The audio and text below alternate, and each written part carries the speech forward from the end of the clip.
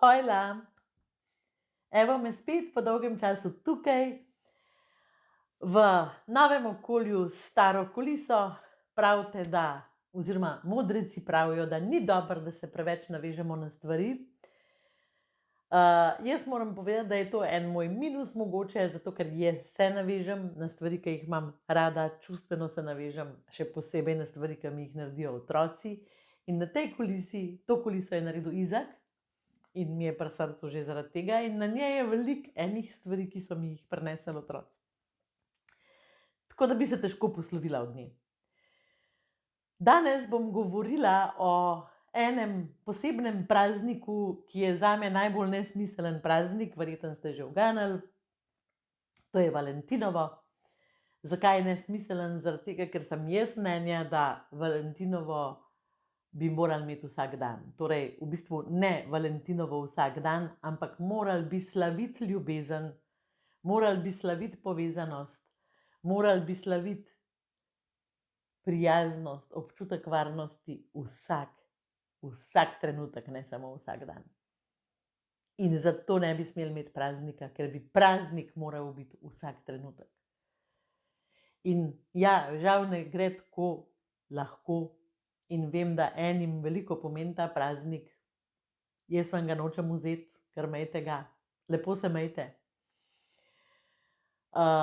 Sem pa v bistvu tale video danes posnela za starše, čeprav govori o partnerstvu. Zakaj? To sem drugače že zelo milijonkrat sem že to povedala. Ampak bom še enkrat. Najprej naj vam povem, da na koncu tega videa boste dobili darilo, ki je neprecenljive vrednosti in ki ga ne morete kupiti v trgovini. Samo morate klikniti na link, ki je spodaj v opisu tega videa. Nujno kliknite, ker vam ne bo žal. To je ena stvar. Druga stvar, ki jo bom ponovila zopet, je, da naši otroci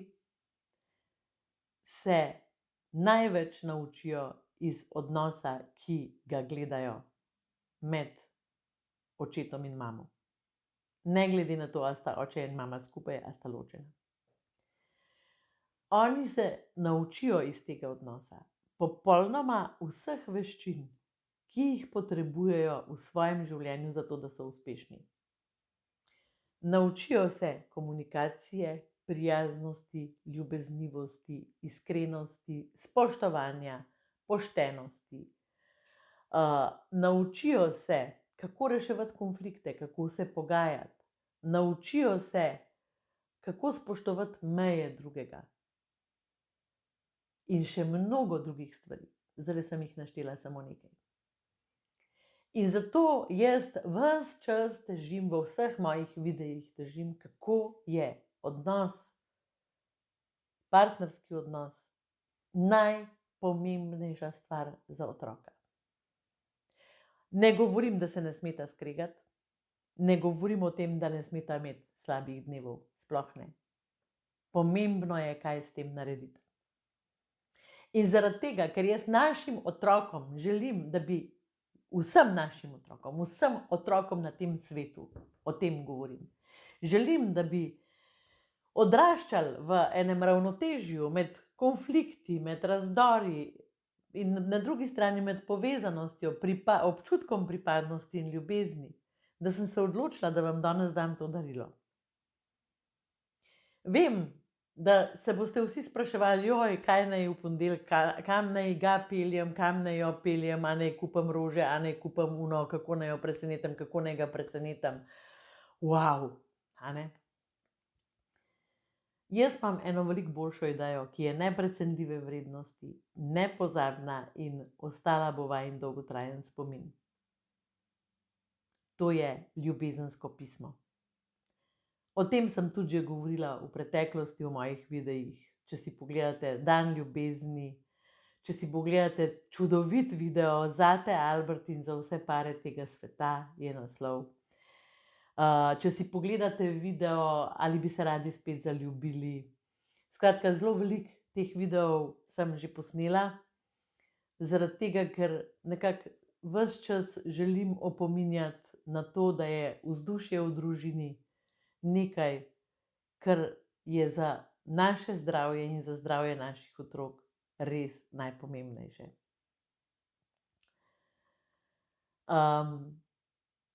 Prejšnji teden je bila pri meni ena gospa, ki je prišla, rekla je, da bi si rada uredila misli, da je cela zmedena. In ko je prišla, je veliko govorila o svojem partnerju, pritoževala se je, to ženske rade delamo, a ne, kadar smo v stiski. Ampak sem hitro pač obrnila zgodbo k njej, a ne, kako se ona počuti v tem odnosu, kaj ona počne, kaj je njen delež. In pol na koncu mi je rekla, joj, a veste, toliko sem veliko povedala vse pa o mojem možu, ampak on je v resnici tak srček, on je tako dober človek. Pravzaprav imam srečo, da ga imam. Ampak kar ne znava nič narediti, da bi prišla skupaj. Mene to tako gane, a veste, tako, kar jokala bi se lahko, zato ker mislim, da večini vam se to zgodi, tudi nama z Albertom se je to zgodilo. Ko si skupaj, pa nisi skupaj. In ko je odhajala, sem ji rekla, dajte mu napisati ljubezensko pismo. In ona je rekla, pa ne moram, pač jaz ne znam pisati, nimam sploh ideje, kaj naj mu napišem, neroden mi je, pa kaj, mislim, ne? In pač je povedala veliko besed o tem. Jaz sem jo tako poslušala in pa sva se še malo pošalile na ta način in je šla. Meni je pa to zapustilo en tak občutek, mater, pa ne rabiš biti Shakespeare pa Prešeren pa ne vem kakšen romantik ali pa pesnik, zato da napišeš eno navadno ljubezensko pismo. Eno, nekaj, kar imaš v sebi. Nekaj, kar ti ni treba pač iti na faks za to. A veste, vsak ima srce.